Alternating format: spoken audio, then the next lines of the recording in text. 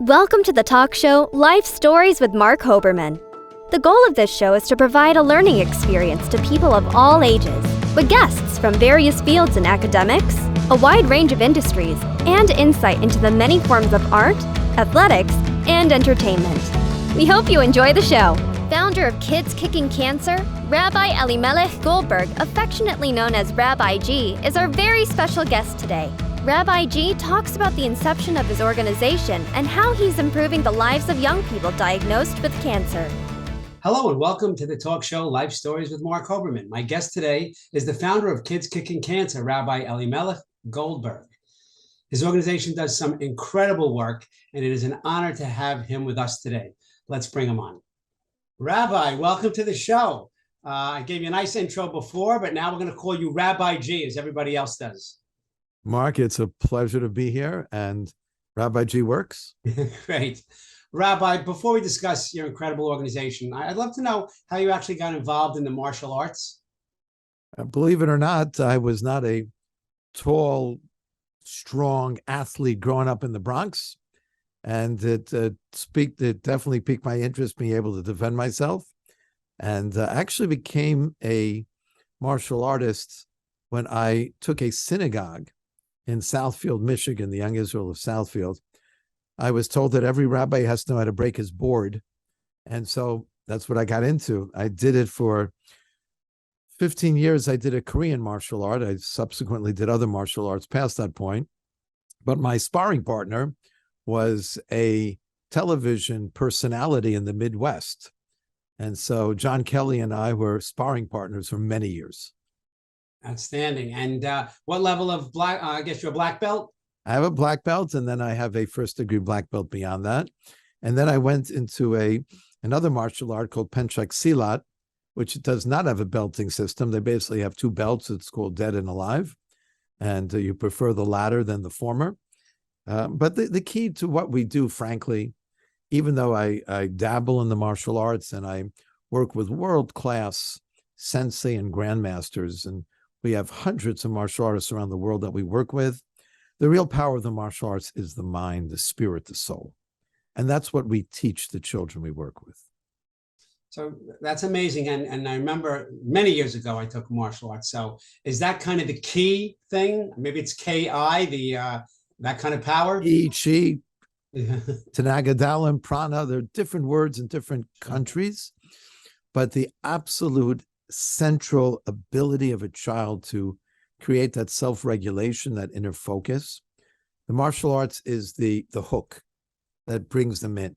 Because when children get a disease such as cancer, now we work with children with all different types of pain and trauma around the world. When children get such a diagnosis, they feel anything but in control. We bring in our black belts who have the credibility to talk about power, and we allow the child to know that he or she is a very powerful martial artist.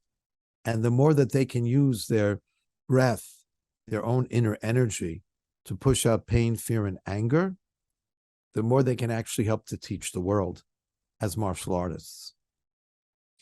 And to piggyback on that, I would argue that the parents feel powerless also. And the fact that you guys, your organization is giving strength and power back to their child is immeasurable. Parents, the siblings are very much a part of our program. And the most frustrating thing for a parent is to see his or her child in pain, and you can't do anything about it. You know, diseases like cancer are counterintuitive. Normally, a child goes to a doctor to feel better. When children go to their oncologist, they make them feel sicker and worse because of the nature of many cancer therapies today. So the ability to reframe and empower the parents, because actually it's really the children who teach their parents how to breathe in the light and blow out the darkness. But the parents have a tool, what to use when children are getting their sticks and there are all types of procedures that leave them uncomfortable. And the best thing is, we have trademarked a number of our terms. So the Hero Circle, Kids Kicking Cancer, Power, Peace, Purpose. But there's a term that we've trademarked that's really fascinating, and that's pain extraction. Most of the techniques that are out there today are pain distraction. That you get a clown and you get animals and they're all great evidence-based programs. But the challenge with pain distraction is that when the distraction is not present, which is the case of 90% of the time when kids are uncomfortable or sick or they're at home or it's in the nighttime, etc. If they don't have the distraction, they don't have what to rely on. We teach the children that you can actually use the breath to break through the pain. We never use the term pain extraction to the children. It sounds like going to the dentist.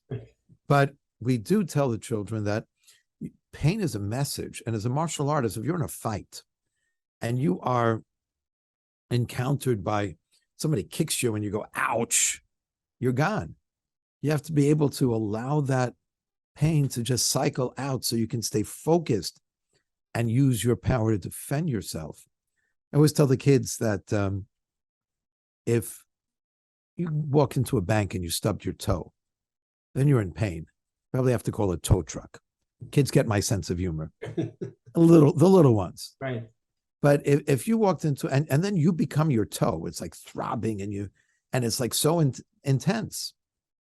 If you walked into a bank and somebody walked in there with an AK-47 and started shooting up the bank and you stubbed your toe, you don't even know it hurts. Because your number one thing your brain is telling you is get out of there, go to safety. So when we become attacked by pain, it's a message. And we could use that same power of our brain to breathe in the light and make holes in the pain. You can take control over the pain. And we have studies that we've published in peer-reviewed medical journals that show functional MRIs of the children. After 4 intervention, we changed their DACC, the insula, the pain receptors in their brains, because they become powerful martial artists. That's so incredible. And it speaks to the next question I was going to ask you. There are so many variations of martial arts styles, but I've always been intrigued by what you're talking about. This is not the physicality, this is the philosophy behind those styles. So what is the philosophy behind the karate, the martial arts that you instill? It's different than any martial arts any of us have ever heard of before. So we actually we train some very talented black belts how to become martial arts therapists. They're always looking for more volunteers, so I'll put that out there.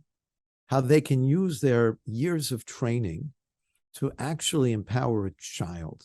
Because the kids look at the black belts, it's like, wow, and Hollywood tells you go like this and everybody falls down. I have more experience falling than causing others to fall. But the children believe in the power of the martial arts. When children get a diagnosis that leaves them anything but powerful, it actually increases their pain. We used to teach in medical school, and I'm on the faculty at the Wayne State University School of Medicine and Pediatrics. We used to teach in medical school there's a pain center in the brain. It's not true. There's a whole neural matrix, which means that if a person's afraid, they're angry, there's no purpose to their pain, the actual nociceptive message, the actual brain message of the pain goes up. The moment you teach the child that he or she has an ability to take control over that pain, it actually lowers the pain in their brain. And that's the power of the martial arts, to signal to the child that you're powerful, to allow them to use our meditative and breath techniques, which are really, we work with, as you mentioned, there are hundreds of styles. But the common element between all martial arts styles is the power of the breath and the ability to focus that energy as we focus ourselves. When we have stress, when we have pain, we're getting mugged. Clearing our mind.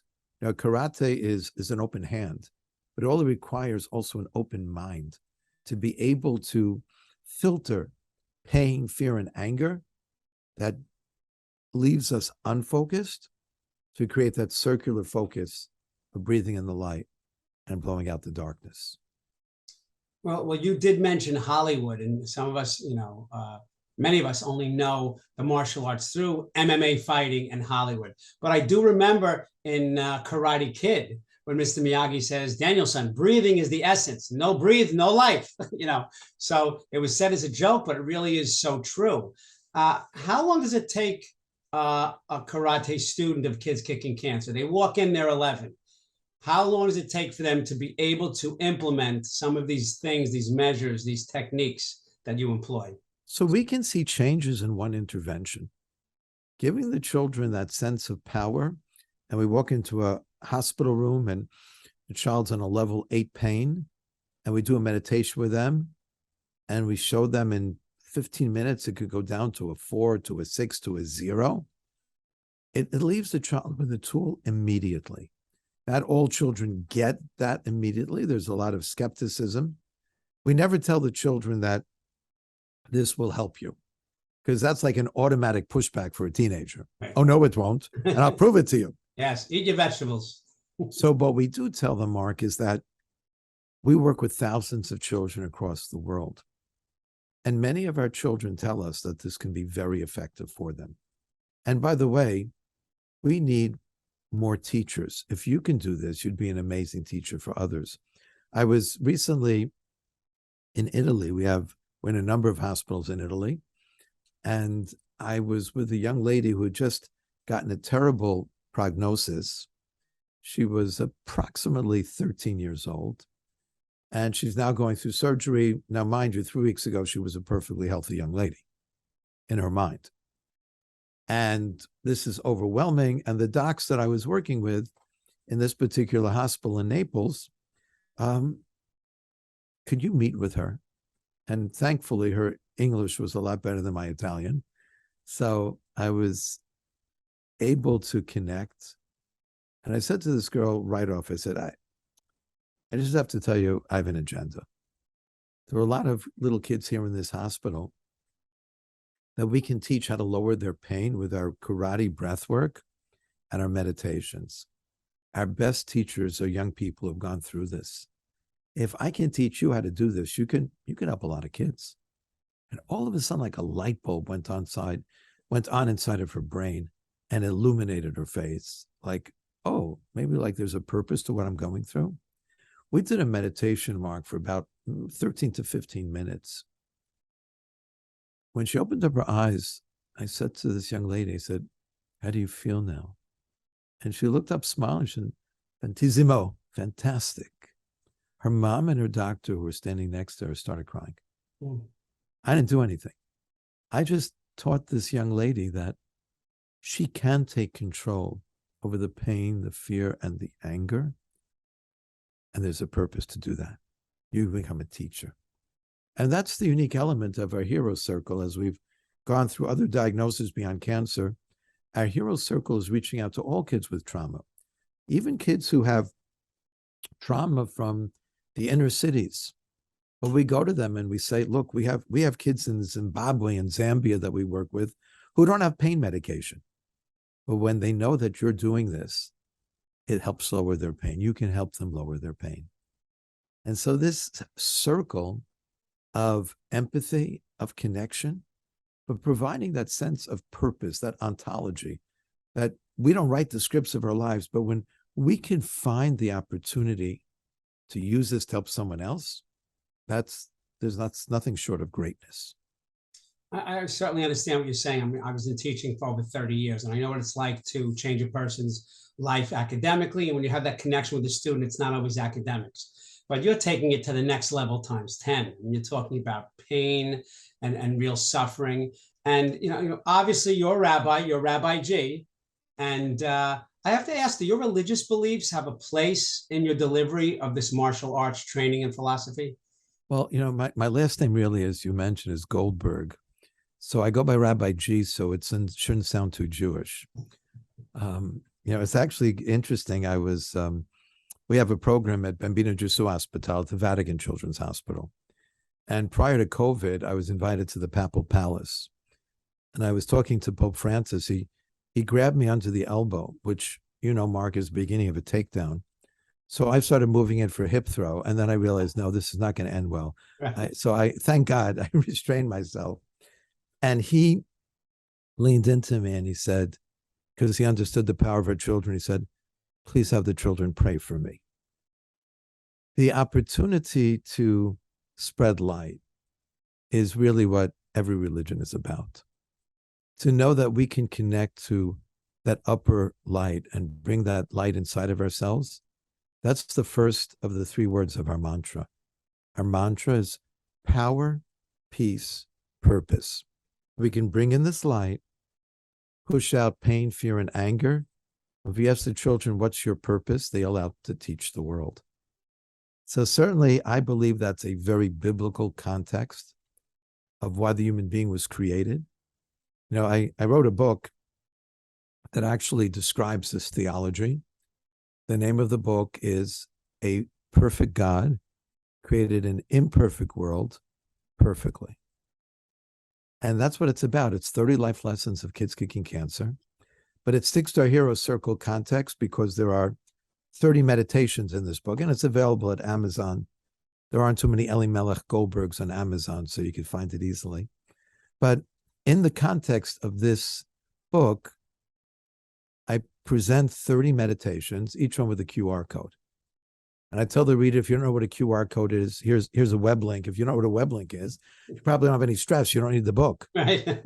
But Mark, every time somebody downloads one of those meditations, the numbers go up in front of our kids across the world, letting them know that they have a purpose. People are learning from them how to breathe in the light and blow out the darkness. So the answer to your question, and because I'm a rabbi, I'll never give a one-word answer. This is the proximate of one-word answer. The answer is absolutely, because this is what we live for. There's a different life if you feel there's a creator who created you. Then ipso facto, you know that there's a purpose. You were created.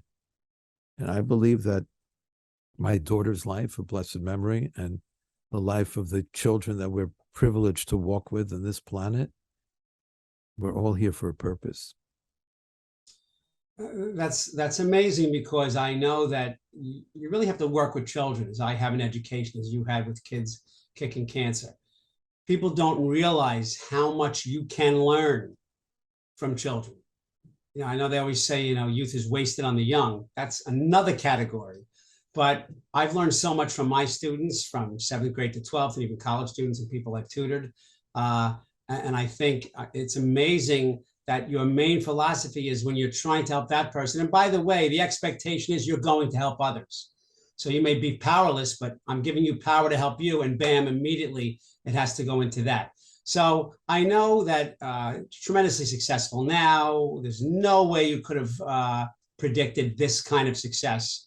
What obstacles did you have to overcome, especially in the beginning, to bring kids kicking cancer to young people now around the globe? The greatest obstacle is always ourselves. The ability to both have the vision and to mature that vision. For me, it was so important to surround myself with mature adults who make the right decisions and to create the strategy. Even not-for-profits have to have a business strategy that allows us to grow in a sustainable, evidence type of way. The greatest challenge for any not-for-profit always is money, but not just the money coming in, but how to maintain both the transparency and the strategy to make sure that you're always getting the biggest bang for your buck, because our donors are investors and they're investing in the lives of the children. One of the greatest challenges we had, besides the normal not-for-profit challenge, is being able to evidence what we do, because the first response of doctors is, these kids are almost comatose. They're going to do karate. And so being able to explain, number one, we're totally non-contact. We're very sensitive to the medical needs of our children, but the real martial arts organ of the body is the brain, the mind, the soul. And that's what we're addressing. So until we were able to publish, and now we have a magazine of 11 articles of publications of showing the science and the evidence of what we do. But to get beyond that original skepticism, martial arts, sick kids, but we are now becoming a standard of care, and we present at conferences on a regular basis, our evidence. But what we do is so simple so that even non-martial artists are able to replicate our breathing techniques and our meditations and allow the children to become partners in teaching. Well, the whole philosophy behind this, the whole goal is just unbelievable. How would people learn more about your organization, Kids Kicking Cancer? Please go on our website. We have a wonderful website, either as kidskickingcancer.org or herocircle.org. Again, as we're going through this branding transition, will probably always be the Kids Kicking Cancer program, the institution organizational name. But the Hero Circle now, as we work with kids with trauma, of course, we have a wonderful curriculum on helping children to identify just normal stress and the trauma of their lives. And mental health is a major issue. I was just in Washington, D.C., speaking about stress and trauma. I was just in the capital of the United States, walking around the Hill and explaining to the legislators who are looking for some federal money and to help us with the school curriculum, our program for trauma in the schools. And the people that we spoke to, really solid policy people, not just the politicians who always smile with you and at you and say, wonderful. Were telling us everyone's walking on the Capitol Hill looking for dollars for kids' mental health. Nobody has anything like this, which is simple, sustainable, and creating and inviting children into an opportunity that's life-changing. So we know we have some amazing products, but these products are there to build a global community of power, peace, purpose. There can be nothing better than that. So Rabbi Elimelech Goldberg, thank you so much for being on the show today and sharing your passion for helping young people who are unfortunately fighting cancer, and for empowering them in all you've given and continue to give to young people around the world. I mean, this global initiative is phenomenal. And to the viewers, thanks for watching, and we'll see you next time. Rabbi Goldberg, can't thank you enough. Thank you so much. Thank you, Mark. Great day. Thank you for watching Life Stories with Marc Hoberman. To contact Marc, email him at info@lifestorieswithmarchoberman.com or visit him on social media through Facebook, Twitter, Instagram, TikTok, and LinkedIn. Thank you for watching Life Stories with Marc Hoberman.